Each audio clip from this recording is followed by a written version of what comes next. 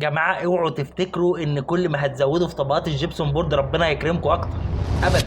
مش تورته عيد ميلاد ده سقف. ممكن تخش بيت احد الناس في اليومين دول وتلاقيه عامل 4 مستويات للسقف وثلاث اضاءات في نجفه بالريموت كنترول نازله من وكاله ناسا، ويعني محقق البرج الايقوني جوه شقه. يعني هو مش ساكن في البرج الايقوني، هو البرج الايقوني ذات نفسه، هو العاصمه.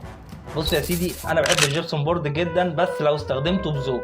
يدي احساس بارتفاع، يخفي التكييف، ينظم اضاءه، كل ده كلام جميل. لكن المبالغه بتخنق في الفراغ وبتقلل في الارتفاع وبتعمل لك ارتكاريا وشحوب في الوجه ووجع بطن قوي، يعني حاجه بلاش افوار. يعني باختصار، لو عندك شويه جبس زياده بيعهم، بيعهم على اي ويب سايت، انما مش لازم تستفاد بيهم كلهم وتبقى بيتك فولي لودد اوف جيبسون بورد. يعني راجع سقفك يا نجم، لو لقيته فيه 4 مستويات و7 انواع اضاءه اعرف انك في ديسكو مش في بيت.